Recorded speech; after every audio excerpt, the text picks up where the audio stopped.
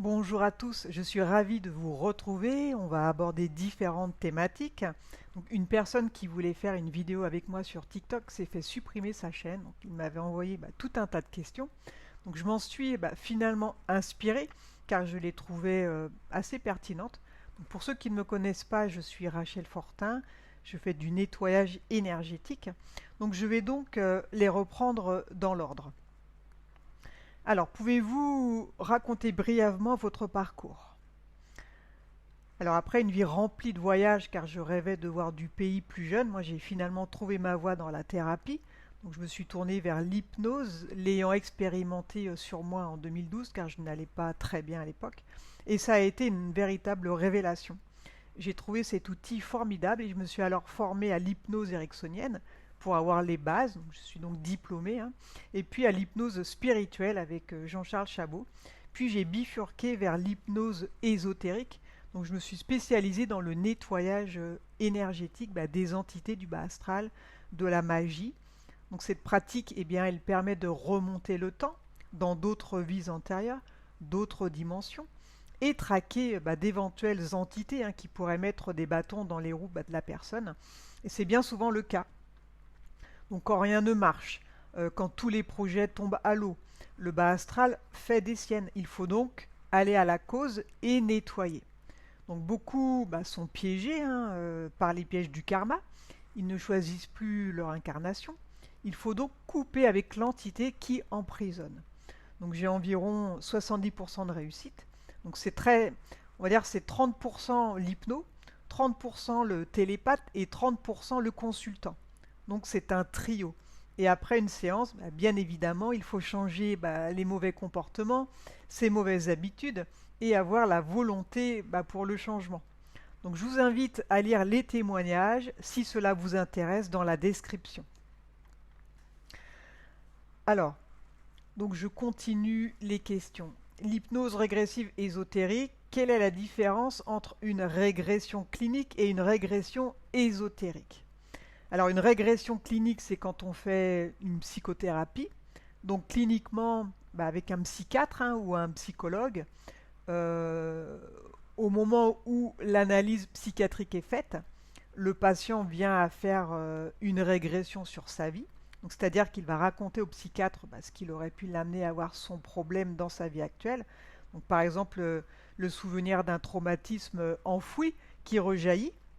Et quand on fait une régression ésotérique, c'est totalement différent.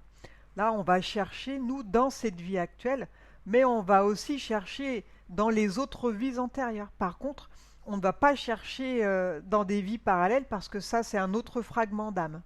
Donc l'âme, qui vit en 12D, peut avoir jusqu'à 7 fragments d'âme sur Gaïa. Mais nous, là, on est sur Terre avec notre propre fragment d'âme, et celui-ci a eu plusieurs incarnations sur Terre. Et à chaque fois, donc, on va rechercher dans des vies antérieures de notre fragment d'âme et pas celui d'un autre. Donc ça, c'est la grosse différence. C'est que quand c'est une régression clinique, elle est uniquement psychiatrique et donc elle est faite avec le mental et elle ne s'appuie que sur la vie actuelle. Et les vies antérieures ne sont pas prises en compte. En ésotérique, on va beaucoup plus loin.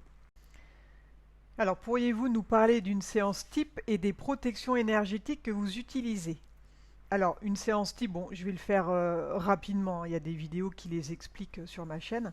Donc, le consultant, il fait sa liste des problématiques. Donc, on en parle avant la séance, puis je mets la personne en transe ou bien le télépathe.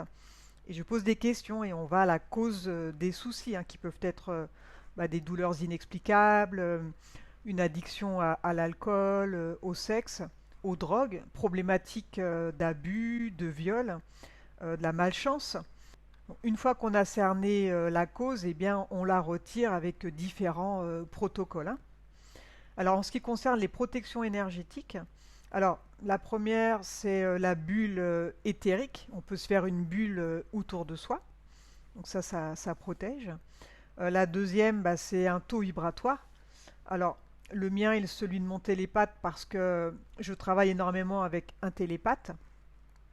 Et la troisième, c'est les entités à qui je fais appel. Moi, je fais appel à pratiquement que deux entités, hein, c'est Mama Kia et Nora. Donc, c'est mon moi supérieur en 12D. Donc, je peux leur faire confiance, hein. Elles ont une signature énergétique qu'on retrouve à chaque fois. Donc, on ne peut pas se faire berner, hein. Donc, ça, ce sont mes protections. Ensuite, il y a d'autres protections énergétiques et éthériques, si on peut dire, que je donne à mes consultants. Donc c'est la douche énergétique. Donc peuvent le faire sous la douche, hein, pour ceux qui se lavent. Donc imaginez le mal qui tombe, qui part avec l'eau, donc qui sort des pieds. Donc là c'est sur le corps éthérique, on visualise le corps éthérique. Donc ça ce sont voilà les deux choses. Comment vérifiez-vous l'authenticité d'un souvenir régressif? Alors honnêtement, c'est impossible de le vérifier, mais les faits sont là. Donc quand des gens ont des douleurs et quand ils ont des malformations, par exemple, donc quand ils attrapent des maladies, etc., je précise que, c'est plus vérifiable si c'est le télépathe que la personne elle-même en transe, car la personne elle-même que j'ai mis en état de conscience modifié, le mental peut prendre le dessus. Si c'est le télépathe qui ne connaît pas la personne, et si le télépathe apporte des solutions qui sont en phase avec les problèmes qu'elle a, donc par exemple, il a fait la guerre, il a perdu un bras, et aujourd'hui, la personne a tout le temps plein d'arthrose, que dans un bras, eh bien, ça se recoupe. Ou bien une personne qui voit d'un œil, mais dans une vie antérieure, le télépathe a vu qu'il avait perdu un œil, alors qu'il n'en sait rien du tout, hein. Donc c'est les seules choses qui me permettent aujourd'hui de me dire, ah oui, effectivement, il y a un lien entre le souci et le souvenir régressif. Donc je ne peux l'authentifier à 100%, hein, bien sûr, c'est impossible, mais je peux quand même dire, ce souvenir a trop de points communs pour l'ignorer, surtout même si on ne peut pas vraiment le prouver, quoi. Alors, autre question, avez-vous rencontré des souvenirs qui contredisent l'histoire officielle? Alors oui, il suffit de regarder mes enquêtes. Elles sont nombreuses, hein, donc mes enquêtes sur les pyramides, le Moyen Âge, l'origine de l'humanité, les HF200, l'Inquisition, le gigantisme, Jésus et Marie-Madeleine. Bon, il y en a une quarantaine, hein, d'enquêtes qui sont diffusées sur ma chaîne YouTube et sur Odyssée. Et on voit qu'il y a une partie de l'histoire qui colle un peu, et puis une autre partie qui déraille totalement. Donc aujourd'hui, je réalise que toute l'histoire a été trafiquée pour nous dominer. Donc l'histoire officielle n'est pas forcément l'histoire réelle pour moi, hein, ça n'engage que moi. Alors autre question, pourriez-vous nous parler des technologies anciennes comme l'énergie libre ou les vortex telles que décrites dans vos séances? Alors, je pense qu'il y a une confusion entre énergie libre et vortex. Donc un vortex, c'est une porte entre deux mondes distincts. Par exemple, entre un monde de l'éthérique et le monde du vivant. Donc, par exemple, dans l'enquête sur le gigantisme, hein, on a vu que des géants du monde des abysses, ils ont réussi à venir ici en 3D. Donc eux, ils faisaient 15 mètres de haut. Ils dévoraient des humains, donc c'était abominable, hein. Et les Hertiens ont réussi à tous les tuer, hein. Ça a duré quelques années avant d'en venir à bout. Ou entre deux dimensions, par exemple entre la 5D et la 3D, ou entre deux vies antérieures, ou entre une vie antérieure et puis une dimension. Donc je tiens à préciser que oui, un vortex dégage et absorbe beaucoup d'énergie, mais il dégage et absorbe sa propre énergie pour fonctionner. Donc l'énergie que dégage un vortex n'est pas exploitable à d'autres fins que son propre fonctionnement. Un vortex, en fait, c'est une porte des étoiles. Sauf que les portes des étoiles, aujourd'hui, on doit les alimenter. Il y en a quelques-unes sur Terre, donc celle d'Irak. On est obligé de l'alimenter et de l'alimenter avec une puissance électromagnétique parce que c'est de l'électromagnétisme qui l'alimente, qui est énorme, alors qu'un vortex s'auto-alimente. C'est la différence entre un vortex et une porte des étoiles. Donc un vortex n'a que besoin de la personne qui l'emprunte pour le décoder et l'ouvrir. Et une porte des étoiles, eh bien, elle a besoin de codes précis qui souvent ne sont pas donnés qu'à une seule personne, mais à plusieurs. Ça veut dire qu'un vortex, c'est la personne qui doit porter les codes dans l'éthérique. Mais une personne qui est dans l'éthérique, qui veut venir faire du mal dans le vivant, elle peut. Une personne qui utilise un vortex, si elle est dans une autre dimension, donc pour nous, une autre dimension, c'est de l'éthérique, mais elle, dans sa dimension, elle est dans son vivant, donc dans son physique. Ok? Donc cette personne, elle va ouvrir un vortex et elle va venir chez nous. Donc elle va reformer son corps chez nous. Elle va être en matière comme nous. Donc elle pourra venir faire du mal ou du bien. En fait, ce vortex, c'est notre propre ADN éthérique qui code cette porte. On n'a pas besoin de code à rentrer dedans. Qu'une porte des étoiles, qui a été construite par des humanoïdes principalement, elles ont toutes besoin de codes secrets. En gros, un vortex est naturel, qu'une porte dimensionnelle, elle a été fabriquée. Donc regardez la série Stargate SG1, là, ça repasse en ce moment sur Netflix. Je vous la recommande. Tout est à 90% vrai dans cette série, hein. Sauf que la porte des étoiles, elle n'est pas détenue par les États-Unis, mais par la Russie. Voilà. Sinon, tout est vrai. Tous les mondes visités sont réels. Alors, je sais que ça peut paraître incroyable, mais c'est le cas, hein. Alors, pour en revenir à l'énergie libre et des vortex, il faut vraiment qu'il n'y ait plus cette confusion et il faut vraiment savoir que le vortex n'a rien à voir avec l'énergie. Il crée sa propre énergie et il autoconsomme sa propre énergie. Et en aucun cas, cette énergie ne peut servir à autre chose. Autrement, dans les technologies anciennes, ce qu'on retrouve le plus, c'est le magnétisme, qui est entre autres est la base de la majeure partie de toutes les énergies sur Terre. Donc en exploitant le magnétisme, nos ancêtres ont créé la lévitation, ils ont créé l'électricité, ils ont créé certaines vibrations et aussi d'autres énergies de déplacement. Donc des engins qui ne fonctionnaient qu'au magnétisme, pas l'électricité. C'est un peu compliqué à expliquer, je n'ai pas toute cette technicité, mais j'ai vu dans des enquêtes qu'avec uniquement le magnétisme, ils arrivaient à déplacer des choses. Donc par exemple déplacer des blocs de pierre pour construire les pyramides. Ensuite, ces énergies électriques, elles peuvent aussi être directement exploitées depuis les terres. Donc, quand on dit qu'on exploite une énergie directement depuis les terres, c'est indirectement, on ne s'en rend pas compte. Mais on se sert du magnétisme de la Terre. Donc la Terre, c'est une grosse pile, et donc il y a ce qu'on appelle des électrons qui circulent constamment sur Terre. Et on peut capter ces électrons. On peut les diriger dans des conduits électriques, et en dirigeant ces électrons dans des conduits électriques, on crée un courant électrique. Et quand on capte tout ça depuis les terres, en fait, c'est un peu ce qu'a fait Tesla. Lui, il a compris cela. Donc, je vous invite à regarder l'enquête sur l'énergie libre, hein, tout y est expliqué. Donc, ne pas confondre le vortex avec l'énergie libre, ça n'a rien à voir. Un vortex, c'est une chose, ça ne crée pas d'énergie. C'est comme un trou noir, ça ne crée pas d'énergie. Donc le trou noir, il a sa propre énergie. Il l'autoconsomme également. On ne va pas aller la chercher. Quand les gens disent qu'on peut aller chercher une énergie infinie dans un trou noir, non. Le trou noir ne donne rien. C'est à lui ce qu'il a. Alors, autre question. Origine de l'humanité, Anunnaki et reptiliens. Donc d'après vos régressions, quelle est l'origine réelle de l'humanité? Alors, d'après mes enquêtes, je pense qu'elle vient des Anunnaki eux-mêmes, donc qui eux venaient de la source qu'aujourd'hui on appelle Dieu.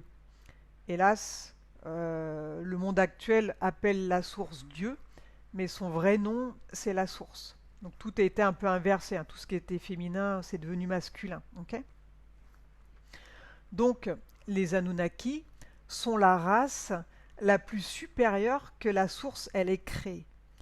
Ils sont sur plusieurs dimensions, sur plusieurs planètes. Et si on peut appeler ça des planètes, on verra plus tard que ce n'est pas réellement des planètes, mais sur plusieurs dimensions, sur plusieurs vies parallèles. C'est vraiment la race supérieure. Sauf que cette race, elle s'est divisée à un moment en deux clans, les bons et les mauvais. Alors, je ne vais pas donner de noms parce que les noms qu'on trouve dans les mythologies sont parfois vrais, parfois faux, donc ne correspondent pas forcément aux régressions que j'ai faites. Donc je ne veux pas rentrer avec le débat Enki, Enlil et compagnie.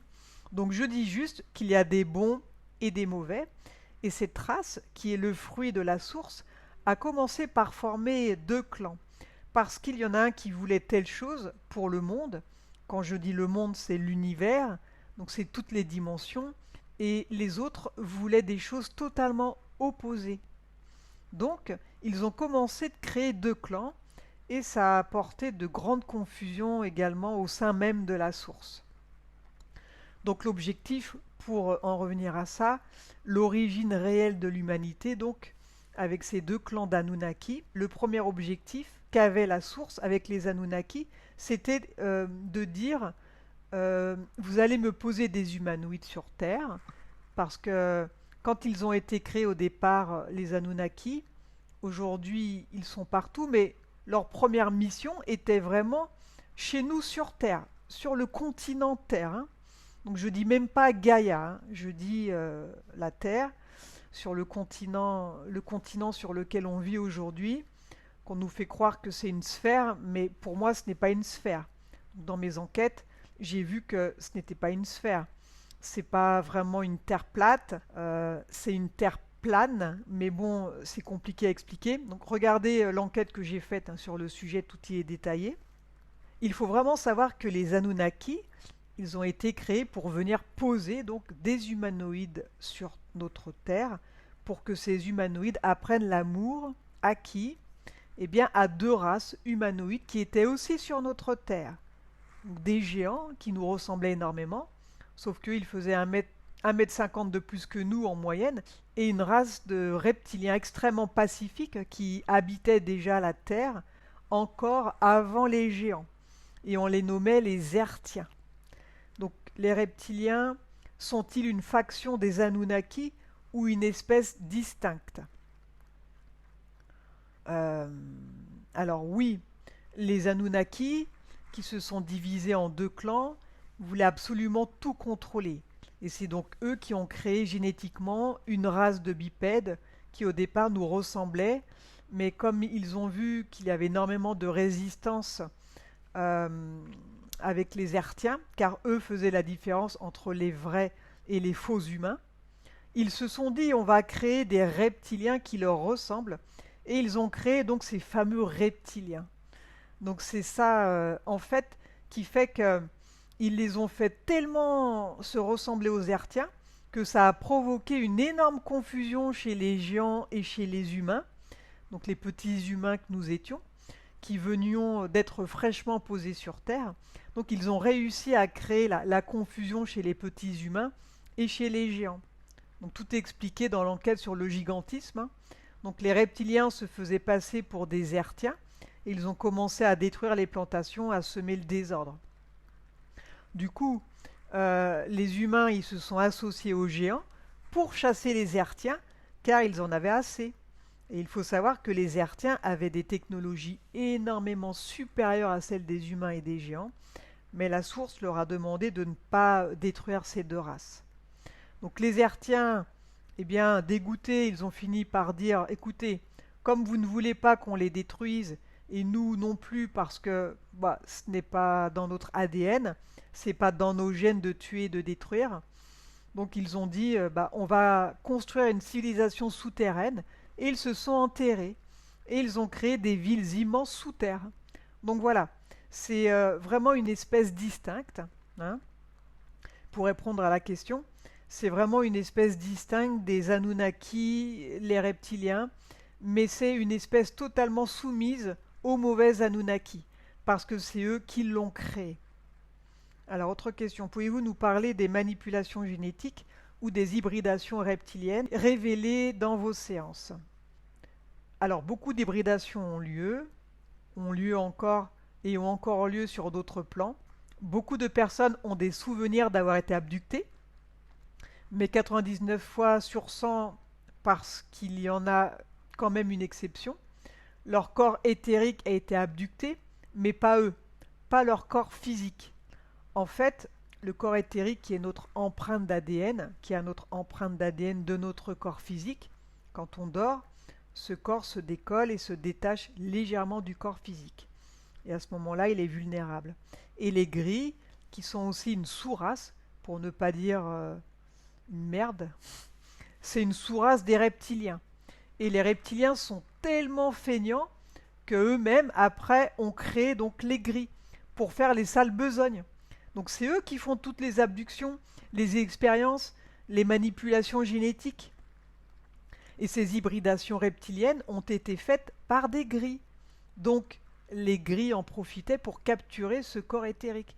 Ils le faisaient monter dans leur vaisseau. Donc ça peut paraître insensé pour la personne lambda, mais quand on connaît comment fonctionne le monde éthérique, c'est quelque chose d'extrêmement simple. Donc ils capturent ce corps éthérique, ils le font monter dans leur vaisseau, et comme ce corps éthérique a strictement la copie ADN physique de la personne qu'ils ont abductée, ils vont pouvoir reproduire le corps physique de cette personne et le mélanger avec un pourcentage d'ADN reptilien. Donc, il faut savoir que si les personnes sont complètement certaines d'avoir été abductées, c'est pas parce qu'elles ont été réellement abductées physiquement. C'est pas forcément leur corps physique qui a été abducté. Donc, il a tous ses souvenirs, le corps éthérique, et ensuite, ils l'ont redéposé au-dessus du corps physique. Il s'est remis sur la personne, mais généralement, il est mal calqué, mal centré sur le corps physique. Donc, la personne se réveille, elle est... soit elle n'arrive pas à bouger, soit elle a des paralysies du sommeil, et elle a plein de problèmes au réveil, elle se rendort un petit peu, et quand elle se réveille de nouveau, elle est opérationnelle. Par contre, ce qu'elle réalise, la personne, c'est qu'elle se dit, mais j'ai été abductée parce qu'elle a tous ses souvenirs, parce que le corps physique va lire ce qu'il y a dans le corps éthérique. Donc inconsciemment, notre cerveau, il est imprégné du corps éthérique, et donc la personne sait qu'elle est abductée. Ce qu'elle ne sait pas, c'est que son corps physique n'a pas bougé. Et pour aller encore plus loin, il y a des personnes qui se sont fait abducter. Elles se souviennent que pendant qu'elles ont été abductées, par exemple, ils lui ont branché des trucs dans le corps. Ça lui a créé des brûlures ou des trucs comme ça. Donc le corps éthérique, il est blessé, et elle se réveille le matin, elle a des sensations de brûlure, et au cours de la journée, ça se transforme en vraie brûlure. Et elle a son vrai corps physique qui est brûlé, et elle dit, vous voyez, je raconte pas de conneries. Il y a eu des cas aussi où des personnes, enfin au moins une qui a été abductée, enfin son corps éthérique, et ils l'ont crucifié comme a été crucifié le Christ. Et cette personne, quand elle s'est réveillée, elle s'est prise pour le Christ. Elle n'était pas le Christ évidemment, mais s'est prise pour le Christ. Et quelques jours après, elle a eu d'énormes cicatrices sur les poignets, sur les pieds, enfin partout. Et en fait, c'est le corps éthérique qui a tout retransmis au corps physique. Donc il semblerait, et là c'est pareil, je ne peux pas le confirmer, que 1% des abductés ont été abductés aussi physiquement. Et là c'était pour des prélèvements sanguins et des prélèvements aussi de moelle épinière. Mais personne ne peut le contrôler, et encore moins moi. Donc avec ce corps éthérique, en fait, les gris ont tout avec. Ils disposaient de toute l'ADN physique de la personne, et puis avec le consentement bien évidemment des reptiliens, ils faisaient des expériences. Donc j'en profite pour dire quand même qu'en séance, on a quand même vu que on ne peut pas injecter plus de 27% d'ADN reptilien dans un humain. Pourquoi? Parce qu'après, il ne supporte plus le jour, il ne supporte plus plein de choses.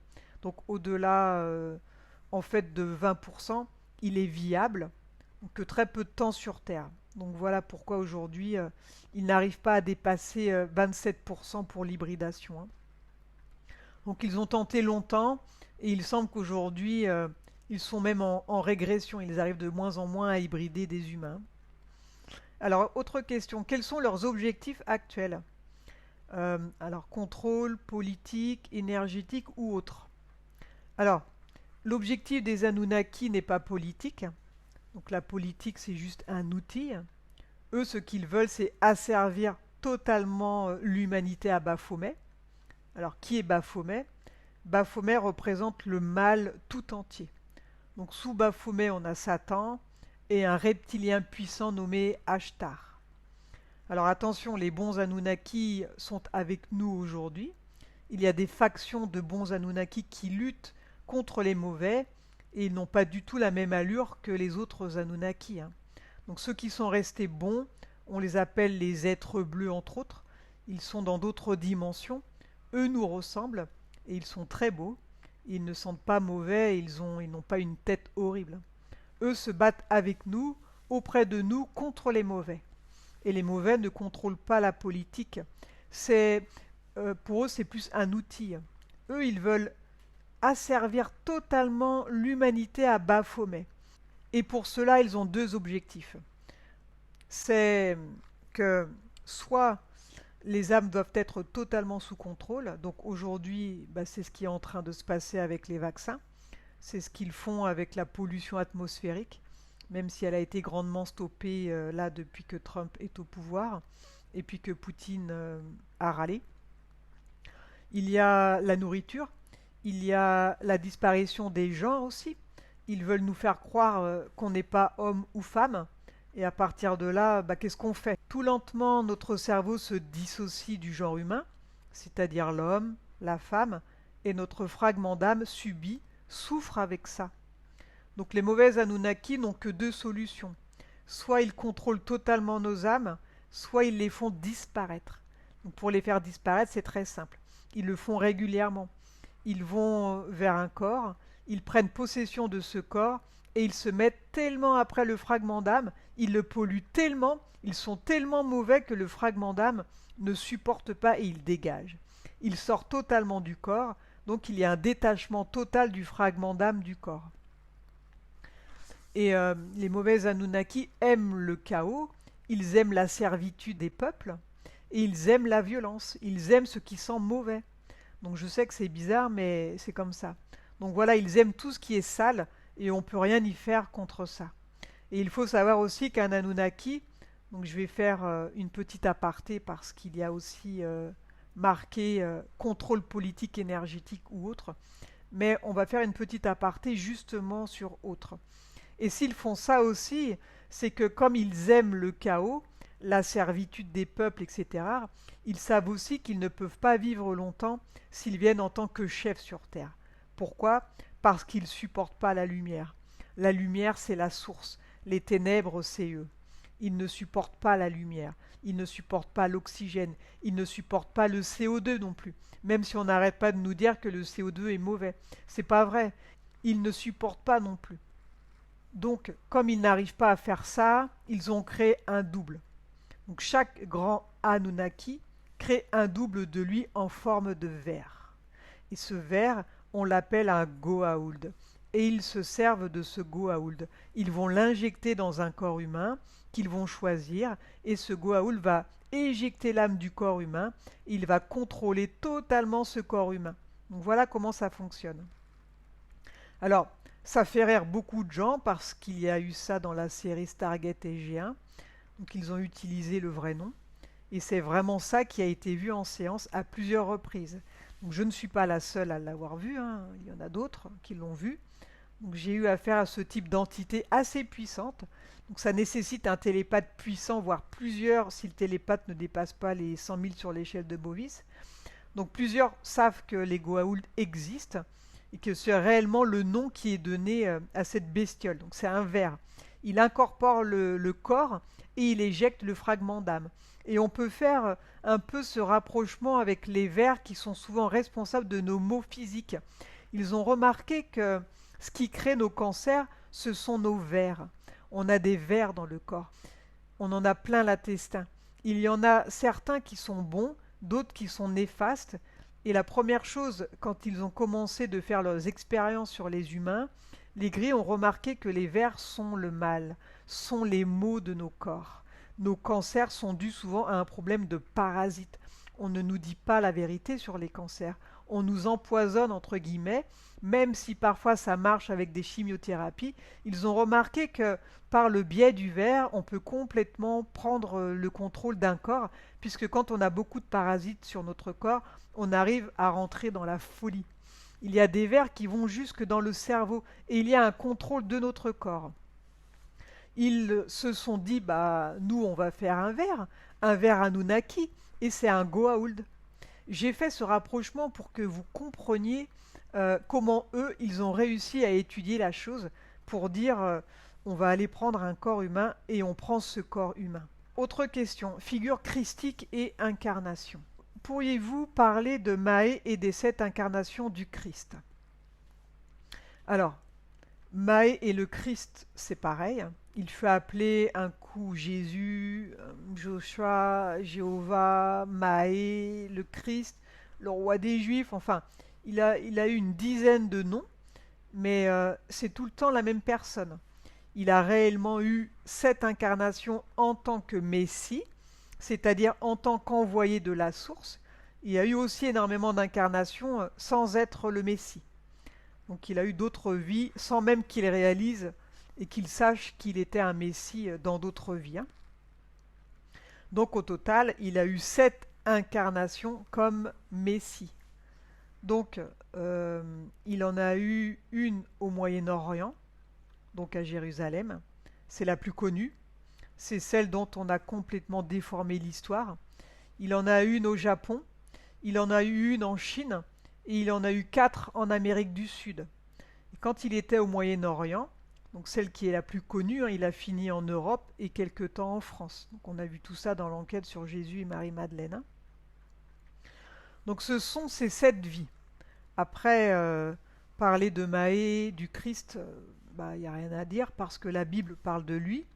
Alors pas toujours en bien parce qu'il y a des choses qui sont fausses. Ce que je peux vous dire sur Mahé, il n'a jamais tendu l'autre joue, que ce soit clair, jamais. S'il se faisait agresser, il se défendait et il savait se défendre. Il y a une partie de la Bible qui est vraie, donc c'est qu'à un moment il était énervé dans la maison de Dieu, c'est-à-dire qu'il y avait un temple à l'effigie de la source, et ce temple avait été rapté et occupé par les ancêtres des banquiers, donc les mécènes à l'époque. Il est arrivé là, il a tout mis par terre, il a frappé. Jésus a eu des excès de violence dans sa vie. Il n'a jamais dit de tendre l'autre joue, bien au contraire. Jésus n'est pas venu pour dire à tout le monde mettez-vous à genoux, dites oui à tout. Non, non.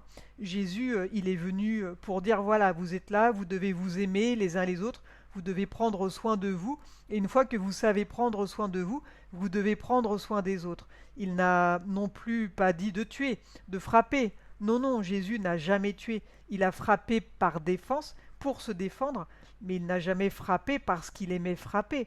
Après, il ne frappait que très rarement. Donc, ce qu'il est venu nous dire, c'est ça. Il n'est pas venu nous dire tout est beau, tout est rose, si je vous mets une claque, tendez l'autre joue. Non, non, jamais il n'a dit ça. Il y a très peu de choses sur la Bible qui sont réellement en phase avec la vie de Jésus. Donc d'après les enquêtes, c'est tout ce que je peux dire sur lui, hein. Alors, autre question, avez-vous retrouvé des incarnations christiques liées à des civilisations disparues comme l'Atlantide ou la Lémurie? Alors, les civilisations disparues, oui, bien sûr, il y en a eu, comme l'Atlantide, la Lémurie, etc., et même la Tartarie, hein, et d'autres encore. Et tous connaissaient la présence du Messie, mais ne le côtoyaient pas. Pas vraiment, on va dire. Ça ne les intéressait pas. Et pourquoi? Vous allez me le demander, pourquoi est-ce qu'ils ne le côtoyaient pas? Parce que les civilisations vivaient dans une totale harmonie.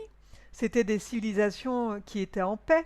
Elles étaient extrêmement bien structurées, avec des lois justes, avec des représentants justes, avec un respect de la nature immense. Il n'y avait aucune raison que le Messie intervienne pour venir les guider. Ils savaient se guider tout seuls. Et la plus grande civilisation qu'il y a eu sur Terre, c'est bien les Atlantes. Ils étaient arrivés à un système.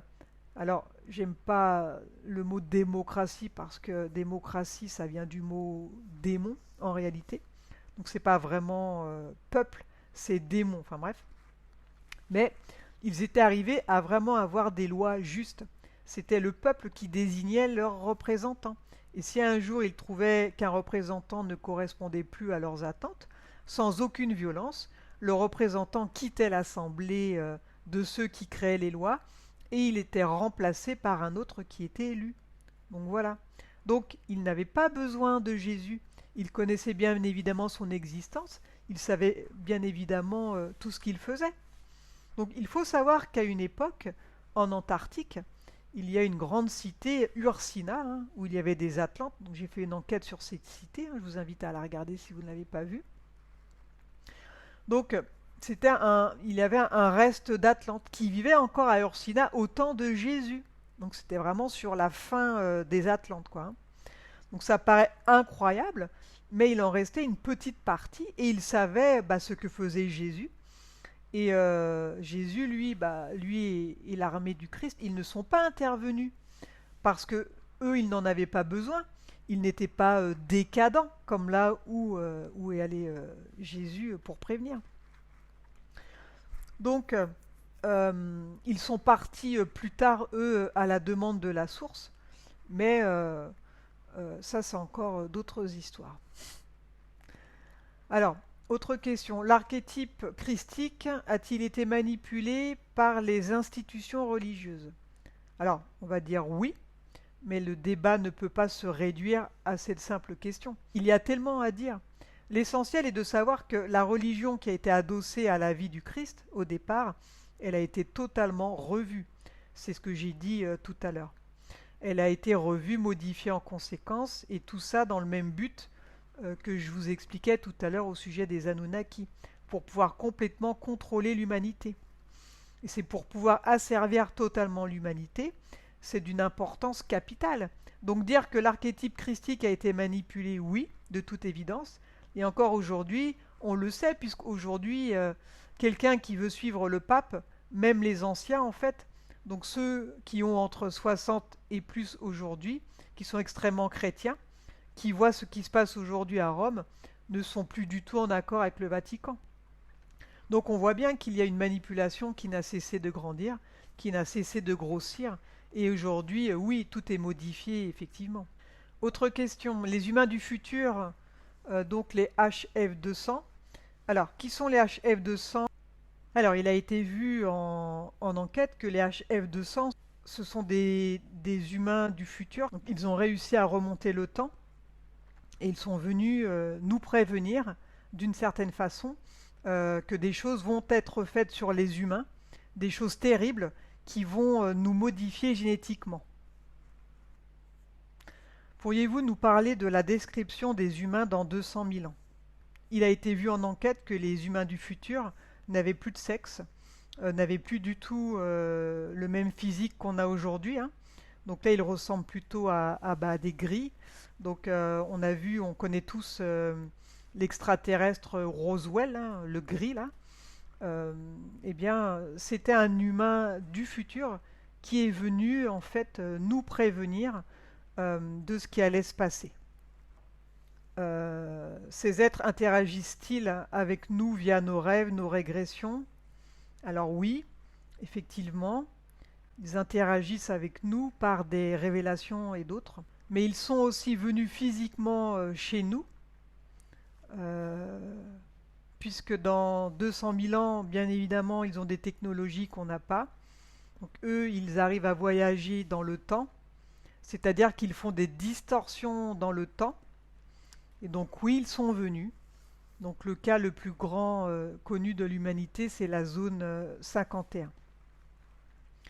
Donc oui, ils sont venus pour prévenir. Et le physique qu'on voit aujourd'hui des HF200, c'est le physique des humains en fait. Ce sont des humains du futur. C'est pour ça qu'ils s'appellent les H pour humain et F pour futur. Et c'est ce qu'on va devenir si on ne prend pas soin de nous. En réalité, à la base, on est une race extrêmement belle avec des beaux traits et on va finir asexués comme eux. Ils n'ont plus de sexe, ils n'ont plus rien, il n'y a plus d'hommes, plus de femmes. Dieu merci, ce futur, donc cette ligne de temps s'efface petit à petit. Alors pourquoi il y a eu des changements? Il y a eu un gros réveil aujourd'hui de l'humanité.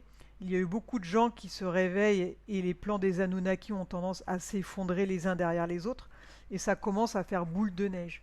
Donc l'âge F200, qu'on a vu du temps dans les années 50-60, donc dans la zone 51, même avant, hein, parce on ne nous dit pas tout. Donc aujourd'hui, s'ils devaient revenir, ils sont, bon, bah, ils sont morts en venant là, mais dans le futur, ils sont toujours là. Donc c'est compliqué à expliquer, mais c'est comme ça. Et s'ils revenaient aujourd'hui, ils auraient une apparence plus ressemblante avec nous parce que les choses ont changé. Et il faut bien comprendre que plus nous, on veut changer, le plus on va aller vers le bien. Le plus les HF200 vont nous ressembler. Et le plus on fait, le plus ils vont se réhumaniser. C'est compliqué à expliquer, mais on est la clé. C'est pour ça qu'ils reviennent dans le passé. C'est pour ça qu'ils viennent dans nos rêves. C'est pour ça qu'ils viennent nous donner des révélations quand on dort, parce qu'on est la clé. On est la clé de leur futur. Leur futur n'est pas beau. Ils viennent nous dire attention, on a de la technologie, mais on n'aime pas comme on vit. Ils sont prisonniers en fait. Les HF200 sont totalement prisonniers des mauvais Anunnaki. Totalement. Et ils ne peuvent plus se reproduire. C'est les Anunnaki qui décident avec leur ADN d'en créer d'autres. Ils n'ont plus la force, ils sont filiformes, n'ont plus de relations sexuelles, ils n'ont plus rien puisqu'on leur a enlevé le genre et on commence de l'enlever aujourd'hui avec le wokisme. C'est les prémices des HF200. Il faut vraiment qu'on se batte contre ça, contre cette idéologie sortie de l'enfer. Comment réparer l'humanité à cette transformation? Alors ça tombe bien cette question parce que c'est ce que je viens d'expliquer, c'est simple. Il faut aujourd'hui que le peuple terrien dise non, qu'il dise non, non au nouvel ordre mondial. Il faut qu'ils disent non. Il faut qu'ils disent on est homme ou femme, on fait nos enfants, on est plusieurs races, on peut s'accoupler de temps en temps entre nous, mais il faut préserver les races. Il y a des races de couleurs qui sont comme nous, ils ont les mêmes droits que nous. Il y a des grands, il y a des petits, il y a des Asiatiques, il y a des Européens, il y a de tout. Et ce n'est pas en mélangeant tout le monde qu'on va sauver l'humanité, bien au contraire, on va la faire régresser. Donc il faut qu'aujourd'hui les humains arrivent à dire non et qu'ils arrivent au maximum à préserver les races. On a besoin des Asiatiques, d'accord? On a besoin des grands blancs. C'est tous les pays de l'Est, c'est toute la Russie. On a besoin des Scandinaves. Les Scandinaves, c'est les grands blancs aussi. On a besoin des Européens, on a besoin des Latinos, on a besoin des races de couleur qu'il y a en Afrique, qui sont toutes originaires de l'Afrique, qui d'ailleurs ont certaines fonctions qui sont supérieures aux nôtres. On a besoin d'eux. Mais il peut arriver que des couples se forment et puis qu'ils soient réellement amoureux l'un de l'autre et font des enfants. Mais il ne faut pas pousser à ça, parce que ça représente même pas 0,2% ceux qui réellement s'aiment, des couples interraciales. Mais on voit bien que les publicités poussent à nous mélanger. C'est une programmation au métissage, donc ça s'appelle le plan Calergie. Alors, donc, ça veut dire quoi? Ça veut dire qu'on peut toujours préserver ces races et il faut les préserver. C'est comme ça qu'on luttera contre cette transformation voulue par les mauvais Anunnaki. C'est dire non au système. Aujourd'hui, il ne faut plus accepter le système. Il faut refuser les guerres, refuser la théorie des genres parce que ça paraît bien pour tout le monde, mais non, c'est une manipulation. On n'est pas un chien, on n'est pas un robot, on n'est pas une machine. Non, non, non, on n'est pas homme ou femme ou les deux quand bon nous chante. Non, non, on est ou un homme ou une femme. Et si on est né homme, eh bien, on mourra homme, même si on fait une ablation des parties génitales, hein. Et si on est né femme, bah, on peut vous greffer ce que vous voulez, hein. Vous ne vous reproduirez jamais. Jamais. Vous ne serez jamais un homme. Donc il faut arrêter avec ça, il faut accepter le genre de notre naissance. On dit qu'il y a des gens qui sont mal dans leur peau, mais les gens sont mal dans leur peau parce qu'aujourd'hui la société est faite de telle manière que des gens se posent des questions qui ne sont vraiment pas existentielles, mais les gens se les posent et ils rentrent dans une logique où ils se disent mais ouais, moi j'ai pas envie d'être un homme, je suis pas un homme, j'ai envie d'être une femme. Et c'est comme ça en fait. Ce sont des problèmes sociétals, ce ne sont pas des problèmes de genre, ce sont des problèmes sociétaux qui ont été créés volontairement pour nous perdre. Alors,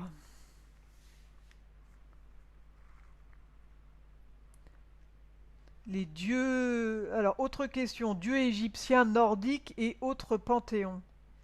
Alors, donc pourriez-vous nous parler des dieux? Les anciens, Ra, Osiris, Isis, Horus, Thoth. Alors, je tiens à préciser que Thoth, je sais pas, il n'a pas existé, hein, on commence de le voir partout, mais je ne l'ai jamais vu nulle part en enquête. Autant les autres, Thor et compagnie, je les ai tous vus, mais j'ai jamais vu celui-là. Il faudra qu'un jour quelqu'un me dise qui il est parce que on le trouve dans des bouquins. Donc pour moi, ça n'a pas de sens hein, parce que je le connais pas. Il n'apparaît pas en enquête. Alors question 2. Alors autre question. Donc étaient-ils des extraterrestres, des entités multidimensionnelles ou de simples archétypes? Alors, je vais dire ce que moi je sais d'après mes recherches. Donc je réponds à ma manière, hein. D'après ce que j'ai vu, d'après ce que j'ai pu voir dans toutes les séances, sans rentrer dans les détails, la majorité était extraterrestre. En plus simple, la majorité était des Anunnaki, donc les mauvais bien évidemment, qui se sont abreuvés d'adrénochrome et de sang humain. Alors pourquoi? Pour pouvoir prendre une apparence humaine. Parce que les Anunnaki ont deux manières de venir sur Terre. Donc soit ils ont un Goa'uld, ce Goa'uld a de toute façon aussi besoin d'adrénochrome pour se nourrir et de sang, et parfois même d'organes humains tels que le cœur, les reins et les abats. Et ils peuvent aussi, s'ils n'ont pas de Goa'uld, venir sur Terre et en consommant aussi, donc ils le consomment dans le noir évidemment, comme on a vu précédemment, et ils ne supportent pas la lumière du jour. Donc ils sont très laids de base, mais ils sont polymorphes. Donc c'est-à-dire qu'ils peuvent prendre plusieurs formes et ils arrivent à prendre une forme humaine. Elle est éphémère, elle dure quelques heures, mais ils consomment énormément de sang, donc ça breuve d'adrénochrome, de sang humain et d'abat d'humain. Donc avec tout ça, ils arrivent à prendre une apparence humaine. Donc bien évidemment, ils vivent parmi nous, hein, ce qui explique tous ces trafics d'humains, hein. Donc ça dure depuis moins 2500 ans avant Jésus-Christ. Donc les dieux qu'on voyait égyptiens, donc tous ces pharaons étaient en réalité des démons avec l'aspect humain. Donc ils ne faisaient que quelques apparitions dans la journée et ensuite plus personne ne les voyait. Alors oui, on peut dire qu'ils étaient extraterrestres puisque ce sont des Anunnaki qui à l'origine sont dans d'autres dimensions. Donc ils venaient, ils s'abreuvaient d'un humain fraîchement torturé, ils faisaient leur apparition et ils repartaient. Donc après, tous n'ont pas été comme ça, hein. Il y a eu certains pharaons qui ont été des humains. Il y a eu une époque où Satan a décidé de laisser l'Égypte à son propre sort et il a arrêté d'envoyer ses sbires là-bas qui étaient des Anunnaki, hein, bien évidemment. Donc Satan a dit stop et il y avait toujours cette tradition de pharaon et donc il y a eu quelques humains qui, dès la naissance, parce qu'ils faisaient entre guillemets partie du sang royal, ce qui était faux, mais bon, c'est trop long pour revenir là-dessus, mais dès la naissance, en fait, on leur déformait le crâne pour l'allonger en arrière, comme était le crâne des Anunnaki, et on créait en fait des dieux humains, quoi. Mais ils n'étaient pas dieux, ils n'avaient aucun pouvoir. Et les derniers pharaons, ceux qu'on a vus, ceux qu'on a retrouvés, Osiris et compagnie, ce n'étaient pas des Anunnaki, c'étaient des humains. Donc bien avant eux, il y a eu d'autres pharaons, mais ceux-là, on n'a pas les corps parce que c'était des Anunnaki. Tous ceux qu'on retrouve, et entre guillemets les tombeaux, n'étaient pas dans les pyramides. Ça c'est encore un autre sujet, mais qu'on ne peut pas aborder ici, c'est trop long. Donc je vous invite à regarder l'enquête sur les pyramides. Donc au final, ils n'étaient pas des dieux entre guillemets, C'était des humains qui suivaient un processus en fait de déformation du crâne dès la naissance. Ils ont restructuré un peu l'Égypte, comme elle était structurée avec les Anunnaki, et on peut dire qu'ils ont été les prémices de la Kabbale, puisque ce sont eux qui ont commencé d'asservir l'humanité à la place des Anunnaki. Mais les Anunnaki, ils ne sont pas partis, hein. Il y a encore beaucoup à dire. Ils sont toujours là, ils sont revenus. Alors certains sont disparus, mais d'autres sont encore là, hein. Donc là, on comprend mieux l'affaire Epstein, hein. Je vous laisse faire le lien. Donc, tous les extraterrestres ne sont pas vraiment humains non plus, hein. Alors ensuite, avez-vous eu des régressions décrivant des interactions directes entre les humains, par exemple, et ces dieux? Ben oui. Alors, je ne peux pas certifier que ces personnes soient dans le vrai, hein, ça c'est sûr, mais voilà, certaines personnes, alors c'est plus durant les séances, hein, quand je fais des séances avec des personnes, elles me disent: «Oh, mais j'étais un pharaon.» Alors, je vais pas vous dire si elles étaient pharaons ou pas, j'en sais rien, je ne peux pas le certifier, je ne peux pas attester ça. Par contre, c'est soit le télépathe, soit la personne elle-même, euh, quand c'est elle-même qui fait sa propre régression, qui le voit. Donc je ne sais pas. Évidemment, je ne peux pas vous dire s'ils ont été des dieux ou pas, j'en sais rien. Donc après, dire s'il y a eu des interactions directes entre les humains, entre ces dieux, je pense que oui. À l'époque des Anunnaki, sous eux, il y avait toute une hiérarchie. C'est pyramidal, donc ce qui a repris d'ailleurs la Kabbale. Donc oui, il y a eu des Anunnaki qui étaient des faux dieux, qui se faisaient passer pour des dieux, qui réellement ont fait ce qu'il fallait et ont échangé avec des humains. Donc ces humains jouissaient de fortune, ils jouissaient de palais, ils jouissaient de choses que les autres, que le petit peuple n'avait pas, et ils exécutaient les ordres de ces Anunnaki, de ces faux dieux, hein. Donc c'est difficile à chaque fois qu'on me demande est-ce que tu peux certifier que? Bah non, on ne peut rien certifier. Je le dis et je le redis. Tout ce que je fais, ce sont des régressions. Des régressions, je ne les contrôle pas.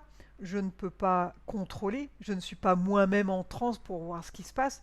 Par contre, je vois tellement de choses qui corroborent les unes avec les autres qu'au bout d'un moment, je me pose des questions. Et je fais mes enquêtes et mes enquêtes recoupent des choses. Donc beaucoup de choses. Donc au bout d'un moment, on sait qu'il est impossible que tout ce qu'on voit dans les régressions soit faux, hein. Même si tout n'est pas vrai, parce que je pense que de temps en temps, le mental peut prendre le dessus, hein, pendant une régression. Il est clair que je ne peux pas confirmer, mais j'ai surtout pas le droit de dire que ce n'est pas vrai. Et aujourd'hui, j'ai de gros doutes sur ce qu'on vit réellement, hein. Je pense qu'aujourd'hui, sincèrement, mais ça, c'est que mon avis, hein, je ne peux pas le prouver, mais et je pense que 80% des régressions, oui, sont vraies. Alors, autre question, les cités perdues et civilisations perdues. Pouvez-vous nous parler de la cité Atlante, Ursina en Antarctique? L'âge, la localisation et les technologies. Alors, pour vous parler des cités perdues, Ursina, elle fut la plus grande cité atlante. Alors, pas en superficie, hein, j'entends, ni en nombre d'habitants. Il y a eu plus grand, mais en tant qu'importance de domination. C'est-à-dire que c'était là où toutes les lois étaient décidées. Puisque quand on parle d'Atlantide, il faut arrêter de dire que c'est un endroit précis dans l'Atlantide, hein. Les Atlantes ont couvert la majorité de la Terre, mais les lois étaient toutes prises, toutes décidées à Ursina. Donc Ursina était une ville extrêmement développée, une cité, hein, très prospère, et c'était la cité de la loi. C'était une cité juridique. On y vivait comme dans les autres cités. Il y avait des charpentiers, il y avait des maçons, il y avait enfin tout ce qu'on veut, comme dans les autres cités, pareil. Mais c'est là que toutes les lois étaient votées. Si on veut parler d'Ursina, il faut la voir comme la ville maîtresse, la capitale en fait. On pourrait appeler ça, il n'appelait pas ça comme ça, mais c'est comme la capitale en fait de toute l'Atlantide, Ursina. Cette cité est encore partiellement sous les glaces de l'Antarctique. Elle n'a pas disparu. Donc il faut arrêter de parler de cité perdue comme beaucoup le disent. Elle n'est pas perdue. Et s'il y a une cité qui est encore complète, c'est bien Ursina. Donc aujourd'hui, elle est en partie sous la glace. Donc ça a été vu, ça a été même confirmé par certaines expéditions. Donc je n'ai pas le nom des expéditeurs, mais j'ai eu quelques infos à ce sujet-là. Donc voilà, elle existe toujours. Il y a une partie où il y a quelques fontes des glaces. Donc c'est une fonte naturelle. Et cette fonte, elle commence de mettre à jour cette jolie cité. Et donc pour finir, il semblerait qu'un grand pays y ait mis les pieds là dernièrement et qui aurait pénétré par une entrée, en fait qui était à l'air libre aujourd'hui, hein, qui était pris sous la glace. Ils sont rentrés dedans et ils sont tombés dans une bibliothèque immense. Juste pour vous donner une idée, la bibliothèque d'Ursina, elle représenterait à elle toute seule presque la ville de Paris intramuros, tellement elle est immense. Donc je n'ai pas trop d'autres données. Tout ce que je sais, c'est qu'elle était pleine. Alors, c'est des livres, mais c'est que des choses gravées. Il n'y a rien d'écrit avec des encres. Tout était gravé, et c'est aujourd'hui ce que je sais, hein. Ils savent encore pas vraiment sur quelle matière ça a été gravé. Ça a l'air indestructible. Il y a eu quelques écrits sur des parchemins, des trucs comme ça, mais ils sont presque inexploitables. Malheureusement, personne ne sait que sont devenus ces livres. Donc j'ai eu de la chance d'avoir l'info. Je ne peux pas vous en dire plus. Juste que cette bibliothèque daterait d'au moins 1500 avant Jésus-Christ. Donc c'est dire l'âge de la ville, hein. Tout était intact dedans. Donc j'ai pas de date précise sur l'âge exact d'Ursina. On peut au moins tabler là-dessus au minimum. Si aujourd'hui on interdit l'accès et le survol de l'Antarctique, il faut vraiment vous poser des questions. C'est pas que l'histoire de la Terre qui ne serait pas sphérique, hein. C'est aussi que cette zone, en fait, elle est ultra protégée. Euh, Même ceux qui habitent outre le mur de glace, sur l'anneau inférieur, donc là je vous invite à suivre mes enquêtes pour me comprendre, eux-mêmes protègent l'Antarctique. Donc ils obligent aujourd'hui les dirigeants de la Terre, donc les grands dirigeants, de nous interdire d'aller ici parce qu'ils ne veulent pas qu'on salisse ni leur mémoire, ni ce qu'il y a là. Il est évident qu'un jour l'Antarctique va revivre, hein. Quand ce sera le moment, on peut même imaginer réintégrer Ursina quand la Kabbale aura totalement disparu, hein. Donc c'est interdit des deux côtés, c'est interdit du bon côté et du mauvais côté. Donc je pense que le mauvais côté ne veut pas non plus qu'on y aille, parce que on aurait accès à tellement d'éléments qu'il serait trop mal, hein. Alors, quelles preuves régressives soutiennent son existence? Des preuves régressives, j'ai fait des enquêtes. Après, dire que ce sont des preuves, non, ce ne sont pas des preuves, hein, je le redis, et les régressions ne sont pas des preuves. Donc j'adore découvrir, j'adore faire des enquêtes, j'adore recouper avec tout ce qu'on trouve sur le net, et partout dans les livres et partout. Donc j'ai pas de preuves. Il n'y en a pas puisque les livres de la vraie histoire ne sont pas accessibles. Donc faut pas dire que ce sont des preuves régressives. Non. Par contre, ce qu'il y a de vrai en tout cas, c'est que l'amiral Byrd, lui, a ramené des vraies preuves. Et donc au-delà de tout, l'amiral Byrd, lui, il a survolé la partie visible d'Ursina. Il a même traversé ce que l'on appelle le mur de glace, donc l'Antarctique. On reviendra peut-être plus tard là-dessus, mais lui, il a une preuve de l'existence de cette ville.